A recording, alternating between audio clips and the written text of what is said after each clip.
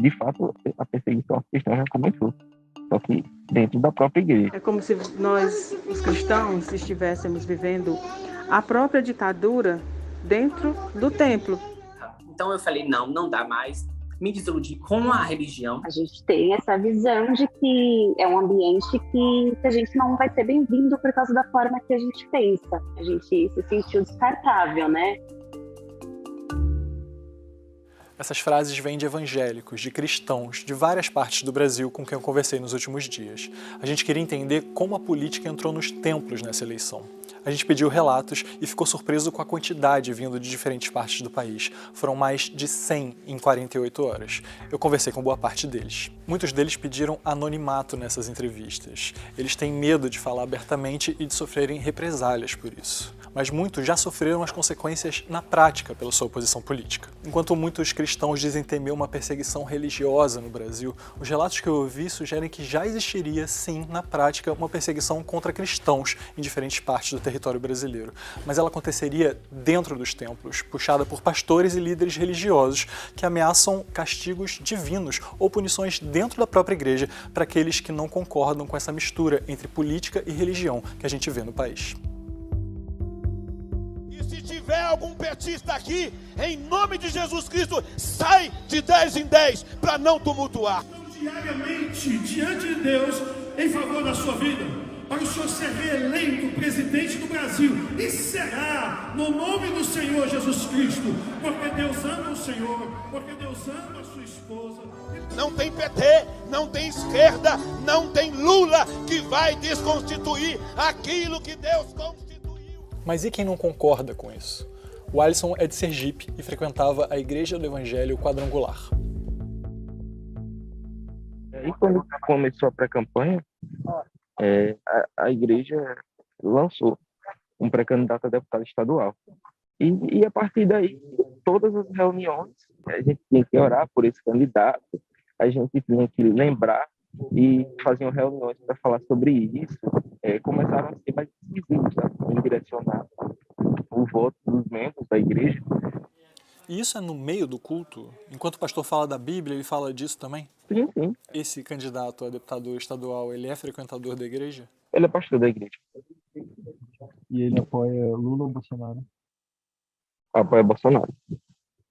Nessa parte da entrevista, ele narra um dos episódios que mais o chocou nos últimos dias.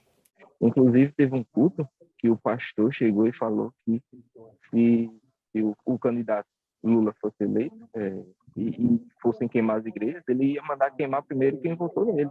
Isso em cima do altar durante o culto, no meio da palavra. Não foi pessoalmente, não foi fora da igreja, não foi nos corredores da igreja, não, foi na frente da igreja toda, entendeu? E aqui ele narra uma cena de constrangimento em público para quem pensa diferente. E ele, antes do culto, procurou pessoas para perguntar em quem você vota. Aí essas duas pessoas disseram que votavam no candidato diferente dele. E chegou na hora do culto, ele usou essas pessoas como exemplo de que não fazer. Isso, acho que 2 semanas antes da eleição. O Alisson e a esposa frequentavam a igreja desde crianças. Um dia ele compartilhou pelo WhatsApp um trecho de uma entrevista antiga do presidente Jair Bolsonaro em que ele dizia que o aborto seria uma escolha do casal. Ele também compartilhou um vídeo igualmente antigo, da época que Bolsonaro era deputado, em que o presidente visitava uma casa maçônica. E foi justamente por esse vídeo, e foi na quarta-feira, eles marcaram a reunião. E nós fazíamos parte da liderança também da igreja, nós éramos líderes de jovens. E ele ainda disse, se vocês não querem seguir o posicionamento da igreja, procure outro lugar. E isso para mim foi um absurdo, sabe? Foi em frente a toda a diretoria da igreja. Eu também conversei com a dona Marta por mensagem de áudio no celular. Ela mora numa capital nordestina, é uma pessoa muito religiosa e disse que nessas eleições, para ela, a religião perdeu seu sentido real. Você passa a ser perseguido dentro do próprio templo, né? Pelos irmãos na fé e pelos próprios pastores. Porque se você não obedece, se você não segue aquele político que eles escolheram para votar, você não é cristão. A sua fé ela está sendo colocada à prova. Não é desse jeito, não é assim que Jesus nos ensinou, que a gente fosse agressivo, que nós se armasse com armas e partisse para cima do nosso adversário. Não é isso que a palavra do Senhor ensina. A palavra do Senhor ensina que a gente tem que mostrar o amor, a misericórdia, a bondade. Então isso deixou de ser um poder evangélico, né? E sim um poder político. Há um domínio político sobre isso, né? Ela conta que a pressão por votar em Bolsonaro dentro da igreja abalou toda a família, que frequenta igrejas evangélicas desde sempre, segundo ela. Isso mexe muito com a família, porque é uma base religiosa, uma base cristã, e de repente você fala para os seus filhos, você prega para os seus filhos sobre a sua doutrina que você crê. E de repente o seu filho pergunta: mãe, que Cristo é esse? É desse jeito, sob pressão, sob ditadura? Que nem o Alisson, ela também diz que se viu obrigada a se afastar da igreja, pelo menos por agora. Eu me senti pressionada, fiquei muito triste, né, decepcionada, primeiramente, e, sinceramente, não tenho vontade de retornar para o templo mais, porque Jesus não é isso. Ele não veio para fazer pressão, ele não veio para lançar desafios de mostrar fé dessa forma sobre a adoração de um homem, sobre... Não é isso. Muito longe, está muito longe do verdadeiro evangelho de Cristo. Está muito distante. A Deloana é uma assistente social que vive em Osasco, São Paulo. Ela e o marido frequentavam a Assembleia de Deus. Ela há 12 anos, ele desde criança. Eles davam aulas para crianças e adolescentes aos domingos na igreja. Até que um dia eles resolveram questionar um religioso por suas falas no púlpito da igreja. Tinha o ensinamento dos adolescentes separado dos adultos. E aí meu esposo disse que ele terminou o ensinamento dos adolescentes e levou eles para assistir o final da aula dos adultos. E aí foi o momento que esse homem estava finalizando a aula e ele começou a passar alguns slides, né, colocando como se fosse o antes e o depois dos jovens que entram nas universidades públicas.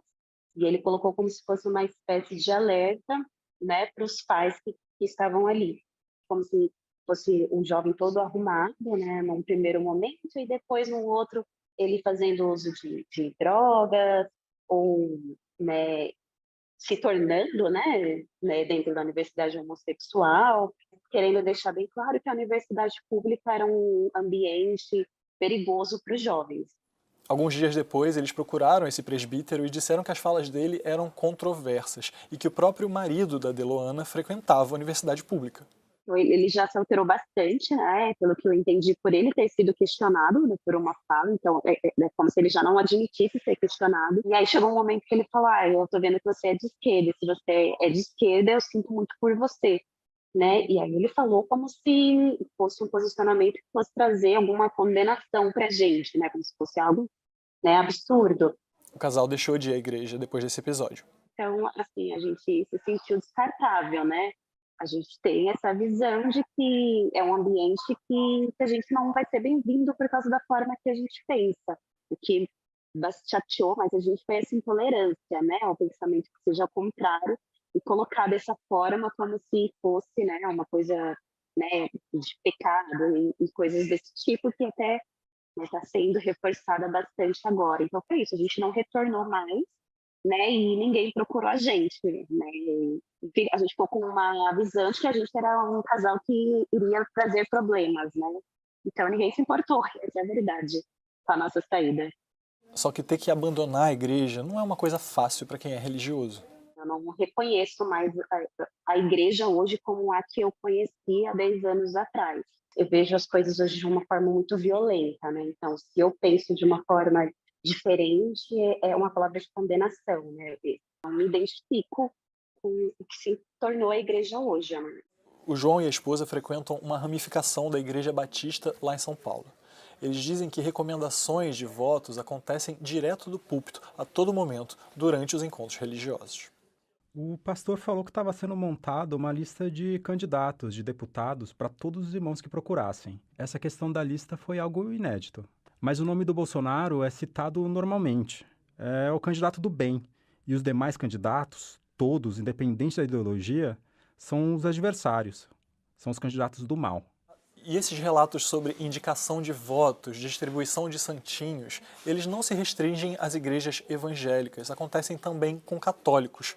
É o caso da Paula, que vive no Paraná, com quem eu conversei também. Aqui na região, a gente tem o Santuário de São Miguel Arcanjo, e é um santuário bastante grande. E no dia 29 de setembro, desde que surgiu o santuário, tem uma caminhada dos peregrinos. Aí, em um dos que eu fui, na porta do santuário, eles estavam entregando santinhos. E aquilo, assim, toda aquela coisa da peregrinação, de fé, acabou para mim ali. Eu acho que é separado. E comecei a não ir. E aquilo, para mim, me deixou indignada, porque eles usaram o santuário de palanque, e o padre fala abertamente sobre engajar na eleição, posta foto com o Bolsonaro. E isso me deixou muito, muito deprimida, porque logo ele, né, que defende tortura, pena de morte, que não se importou com as pessoas na pandemia e tudo mais, não condiz com esse contexto religioso. A Laura é filha de um pastor. Ela cresceu na Assembleia de Deus. Durante o nosso papo, ela fala sobre um desconforto crescente que surgiu especialmente a partir da pandemia da Covid-19. Eu tive Covid, fiquei 12 dias entubada e meu caso foi bem sério. Durante toda a pandemia do coronavírus, a minha igreja, pelo menos, ficou somente 15 dias fechada. Ela reabriu depois e as pessoas elas não usavam máscara devidamente. A gente ficou sabendo de casos de pessoas que estavam com o corona e mesmo assim frequentaram o templo sem usar nenhuma proteção. E eu tive um problema sério com o Covid. Eu quase morri da doença. Eu não frequentava outros lugares, obviamente. O único lugar que eu frequentava era a igreja mesmo. Então acredito que tenha sido realmente o lugar em que eu peguei. Isso, claro, eu frequentei a igreja depois que a igreja foi aberta. E quem não frequentava a igreja porque discordava também era discriminado por isso. Então você era taxado de a palavra era otário. Infelizmente, essa foi a melhor palavra que eu encontrei para te falar. Sobre essas eleições, ela narra episódios de cultos e encontros religiosos sendo antecipados para a véspera das eleições, quando o nome do presidente e de candidatos próximos à igreja teriam sido intensamente citados.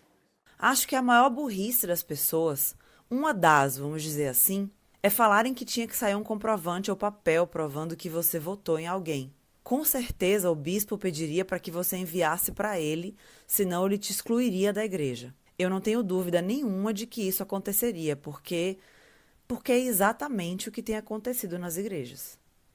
A Célia mora no interior de Minas Gerais. Ela frequenta a Igreja Batista desde criança.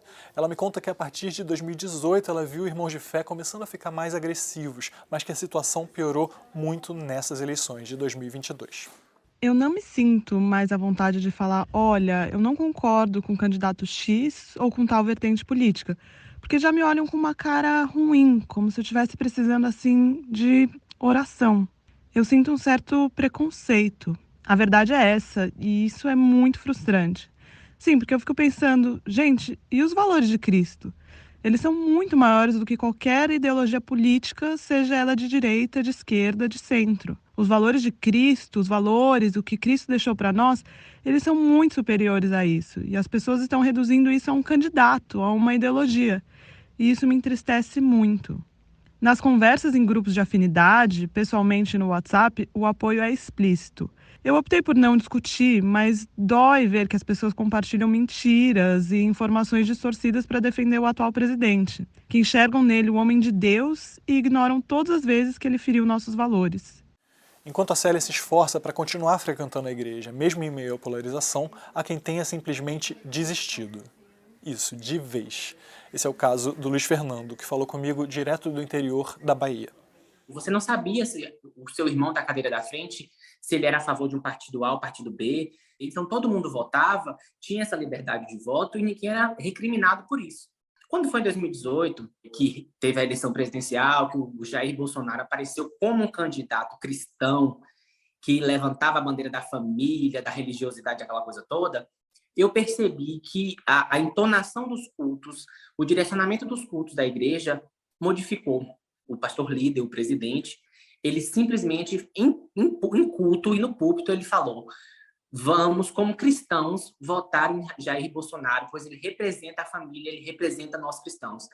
Aí, naquele momento, eu entendi. Eu falei, não, a política entrou na igreja. Então, se reclamavam tanto que a política era um lugar nefasto, cheio de interesses espúrios e tudo mais, por que deixou entrar dentro da igreja? Desde os 12 anos eu estava na igreja, e aí, simplesmente, eu percebi que tudo que eu tinha vivido, daquela coisa de paz, de amor ao próximo, de tentar conquistar através do amor, foi tudo por água abaixo, porque eu vi o ódio, sabe? Eu vi o ódio presente nas pessoas, nos meus amigos que eram da igreja, eu vi essa coisa de guerra. Então eu falei, não dá mais. Me desiludi com a religião e eu percebi que para eu voltar a ter um relacionamento com Deus, a igreja precisa mudar. E eu vejo que a igreja não quer mudar, entendeu?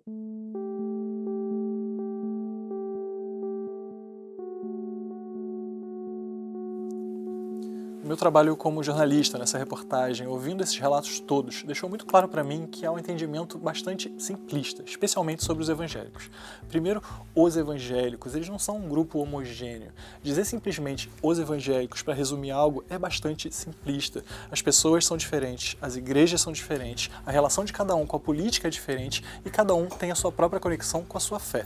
Segundo, é um erro acreditar que os protestantes obedeçam cegamente o que dizem os pastores ou os irmãos de religião, como muita gente insiste em redes sociais. As respostas que a gente recebeu são bastante diferentes e elas mostram, sim, visões críticas e complexas sobre a mistura entre política e religião no Brasil. Mas é claro, muita gente concorda com essa opção política e com a postura que a gente retratou aqui. A gente só não sabe em qual nível. Por fim, o que eu encontrei foi muita gente interessada em construir um país melhor e mais justo, e não um país onde todo mundo pensa igual e onde uma única religião é imposta a todos. Obrigado por nos acompanhar até aqui e até a próxima.